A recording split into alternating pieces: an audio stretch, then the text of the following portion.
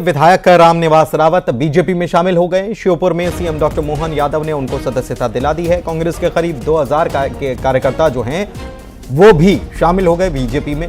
मुरैना नगर निगम महापौर भी बीजेपी में शामिल हो गए। तो ये इसी झटके की बात डॉक्टर नरोत्तम मिश्रा कर रहे थे। और यहां पर आप देख सकते हैं कि तमाम लोग जो हैं वो बीजेपी के मौजूद हैं और डॉक्टर नरोत्तम मिश्रा को तो ये कमान और या ये कह लीजिए कि जिम्मेदारी ही मिली हुई है और इसी जिम्मेदारी का वो पालन करवा रहे हैं। ज्वाइनिंग अभियान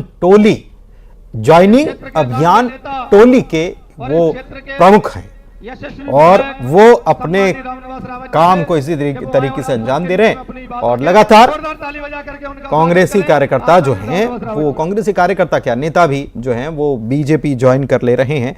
रामनिवास रावत बड़ा नाम भी हैं। रामनिवास रावत पुराने कांग्रेसी भी हैं।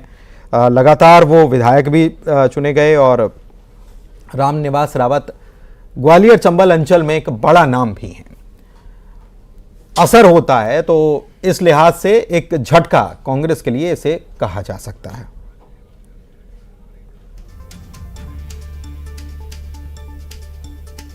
तो ये कई बार के विधायक हैं। 90 के दशक से इन्होंने जो राजनीति में एंट्री की तो लगातार ये जीत भी दर्ज करते रहे और बीजेपी को कहीं ना कहीं जो बीजेपी के खेमे में खलबली और हलचल मचाने में रामनिवास रावत जो हैं वो कांग्रेस में जब थे तब। श्योपुर सीधे आपको लिए चलते हैं। हमारे सहयोगी शैलेंद्र हमारे साथ मौजूद हैं और श्योपुर की ये तस्वीरें हम आपको दिखा रहे हैं।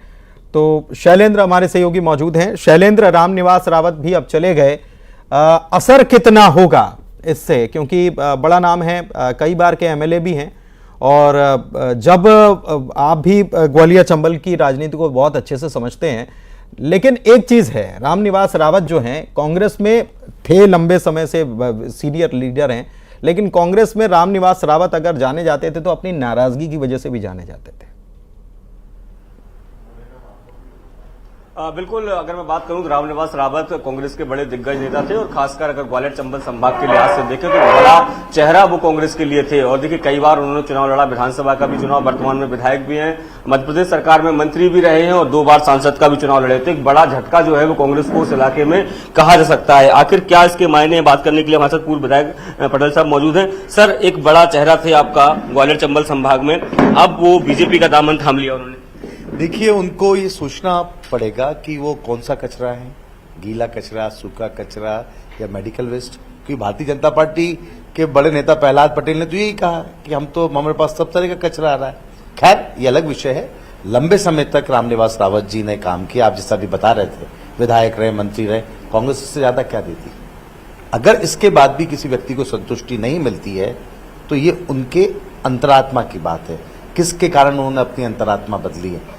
मध्य प्रदेश कांग्रेस कमेटी के कार्यकारी अध्यक्ष रहे हैं, निश्चित रूप से उसके बाद ऐसा कदम उठाते हैं तो आज कहीं न कहीं हम सुचिता की बात करना बेमानी हो जाती है। और दूसरी ओर भारतीय जनता पार्टी का एक और चेहरा समझ में आता है कि जो 400 पार की बात कर रहे थे और जो 370 वोट बढ़ाने की बात कर रहे थे और 2 चरणों के चुनाव में जब उनके मंसूबे फेल हुए, मतदान का प्रतिशत घट गया, भारतीय जनता पार्टी का वोटर निकलने से मना कर दिया क्योंकि वो वोट तक पहुंचे ही नहीं, मतदान केंद्र तक पहुंचे नहीं, तो वो कांग्रेस पार्टी के नेताओं पर एन केन प्रकरण, कहीं लालच से, कहीं डर से या और किसी तरीके से उनको अपने दल में शामिल कर रहे हैं और कहीं न कहीं प्रजातंत्र का मजाक उड़ा रहे हैं, हंसी उड़ा रहे हैं। निश्चित रूप से ये खेल उनका है। बिल्कुल, देखिए मैं आपको बता दूं कि रामनिवास रावत एक बड़ा चेहरा ग्वालियर चंबल संभाग के लिए थे और खासकर अगर लोकसभा चुनाव के लिहाज से मैं देखूं तो 8 विधानसभा में से 5 में वहां पर कांग्रेस काबिज थी और यही कारण है कि कांग्रेस वहां दम दिखा रही थी कि वहां जीत होगी, लेकिन अब आने वाला वक्त बताएगा कि आखिर जीत किसकी होगी। इसके साथ ही एक बात और बता दूं, मुरैना की जो महापौर है शारदा सोलंकी, उन्होंने भी बीजेपी का दामन थामा है। हालांकि विधानसभा के चुनाव के समय भी उनका ये कयास लगाए जा रहे थे कि बीजेपी में वो जा सकती है। ज्योतिरादित्य सिंधिया से भी उन्होंने मुलाकात की थी, केंद्रीय मंत्री रहे नरेंद्र सिंह तोमर से भी मुलाकात की थी। तो 2 बड़े चेहरे, एक ओबीसी वर्ग से आते हैं और एक एससी वर्ग से आते हैं, दोनों के दोनों लोग आज मुख्यमंत्री के सामने बीजेपी में शामिल हो गए हैं। तो कहीं ना कहीं बड़ा झटका जो है वो कांग्रेस को है। लेकिन सर, न केवल रामनिवास रावत बल्कि शारदा सोलंकी जो लंबे समय बाद आपकी वहां सीट जीती थी वो भी चली गई। देखिए, मैंने पहले ही कहा है कि भारतीय जनता पार्टी प्रजातंत्र और नैतिकता का पाठ भूल चुकी है। वो कहते हैं कि हम संविधान को बदलना चाहते हैं, प्रजातंत्र का खून रोज हो रहा है। कल इंदौर में जिस तरीके से उन्होंने प्रजातंत्र का खून किया, जो सीट 1984 से लगातार भारतीय जनता पार्टी जीत रही थी, वहां पर प्रत्याशी के ऊपर दबाव बनाकर उन्होंने कहीं न कहीं उनका नामांकन वापस करवाया। इसी तरह के आप पूरा मध्य प्रदेश में वो तमाशा रच रहे हैं, लेकिन जनता जागरूक है। आप देख रहे हैं कि जहां चुनाव पहले और दूसरे चरण में वोटिंग हुई है, जो खबरें आ रही है, वहां पे कांग्रेस पार्टी जीत रही है। आने वाले जो 17 सीटों पे चुनाव मध्य प्रदेश में रह गया है, उनमें भी कांग्रेस पार्टी जीतेगी, चाहे लाख वो जत्न कर दें। कांग्रेस एक विचार है, आप विचार को खत्म नहीं कर सकते, नेताओं को इधर से उधर ले जा सकते हैं। तो जी कांग्रेस विचार है और तमाम बातें तो कर रहे हैं, लेकिन कांग्रेस को क्या भनक नहीं लग पाती है? कांग्रेस जिस एक्सरे की बात करती है कि हम देश भर में करेंगे, अपने भीतर भी कर ले एक बार, एक्सरे हो जाएगा तो पता चल जाएगा कि कहाँ डेंट है, कहाँ कुछ दिक्कत है। तो पहले से तैयारी, ये फिर झटके वाली जो झटका अचानक से लगता है, जैसे कल भी लगा झटका, आज भी लगा कि भाई एक बड़े लीडर जो हैं वो छोड़ के चले गए, तो पहले से तैयारी। कांग्रेस एक्सरे करा रही है क्या? अपना पूछ लीजिए। बिल्कुल आपने ठीक कहा, बिल्कुल आपने ठीक कहा कि देखिए जिस तरीके से लगातार राहुल गांधी अलग अलग सभाओं में जा रहे हैं और जातिगत जनगणना की बात करते हैं, वो समाज के एक्सरे की बात करते हैं जिसका आपने जिक्र किया, लेकिन क्या पार्टी के अंदर जो हो रहा है उसका एक्सरे नहीं हो पा रहा है? ये बात हम पटेल साहब से जानने की कोशिश करेंगे। सर, जिस तरीके से अक्षय कांति बम चले गए, अभी रामनिवास रावत के पिछले दिनों भी जाने की अटकलें थी, बाद में शारदा सोलंकी की जाने भी अटकलें थी, तो पार्टी इस डैमेज को कंट्रोल क्यों नहीं कर पाई? और ये अगर कहें राहुल गांधी की भाषा में, वो पूरे देश का एक्सरे कराने की बात करते हैं, पार्टी का एक्सरे क्यों नहीं हो पा रहा है? देखिए, अभी कुछ नेता जा रहे हैं, कार्यकर्ताओं ने नहीं बदला है। नेताओं का मैंने कहा कि उनका लालच है, डर है, जो भी विषय है, और मैंने तो भारतीय जनता पार्टी का ये कहा कि अब उनका नाम ही बदल गया, भारतीय कांग्रेस पार्टी हो गई है। कांग्रेस पार्टी के लोग जिस तरीके से वो नेताओं को ले रहे हैं, खैर इसका चिंतन मनन होना चाहिए और कहीं न कहीं और हम कार्यकर्ताओं को मजबूत करेंगे। संघर्ष का समय है, और जब प्रजातंत्र और संविधान की लड़ाई रह गई है, कांग्रेस और भारतीय जनता पार्टी की लड़ाई नहीं है, अब तो संविधान बचाने की लड़ाई है, प्रजातंत्र बचाने की लड़ाई है, और इस लड़ाई को हम सब लोग मिलकर लड़ेंगे। राहुल गांधी जी के नेतृत्व में, जीतू पटवारी जी के नेतृत्व में कांग्रेस एक नए रूप में इस चुनाव में आएगी और हम डट के मुकाबला करेंगे। तो देखिए, मुकाबला करने की बात तो हो रही है शैलेंद्र, लेकिन एक्सरे कैसे करेंगे?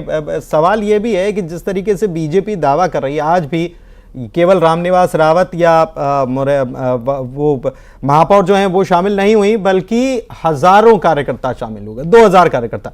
और जब से ये शुरू हुआ है ज्वाइनिंग अभियान बीजेपी का, ज्वाइनिंग टोली देखिए बाकायदा, और ज्वाइनिंग टोली कितना अच्छा काम कर रही है, उसका परफॉर्मेंस अगर नापेंगे तो उसके नंबर बहुत अच्छे आएंगे। खैर, रिजल्ट तो आ गया 10वीं 12वीं का, इसका भी रिजल्ट आना चाहिए, वो अंदर होगा बीजेपी का।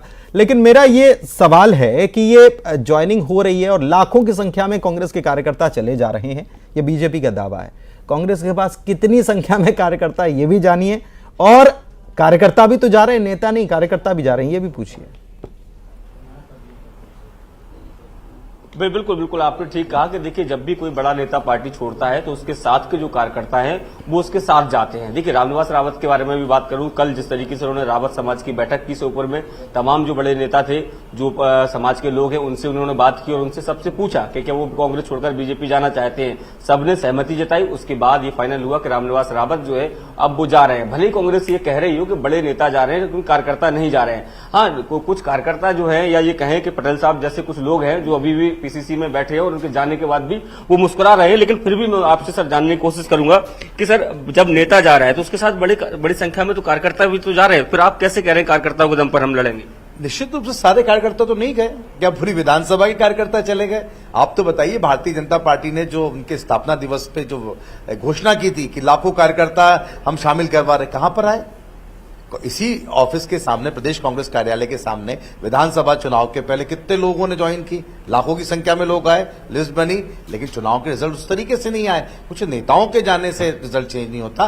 प्रजातंत्र में जनता जो निर्णय करती है वो चुनाव परिणाम लेकर आती है। जिस बात का आपने जिक्र किया उसका मैं खुद गवाह हूं। पीसीसी के बाहर बड़ी भीड़ रहती थी, 2000-4000 लोग आते थे, लेकिन नतीजे जो आए बुत बड़े सेटबैक करने वाले थे आप। निश्चित रूप से तो मैं भारतीय जनता पार्टी को एक साथी पार्टी होने के नाते जरूर वो प्रतिद्वंदी हैं, उनको भी आगाह करना चाहता हूं। चलिए, आगाह करने की बात कही जा रही है। चलिए, बहुत शुक्रिया शैलेंद्र आपका इस जानकारी के लिए। तो आगाह करना चाह रहे हैं यहां पर कांग्रेस नेता, और इसी के साथ लड़ाई के अड्डे में फिलहाल के लिए बस इतना ही। खबरों का सिलसिला जारी।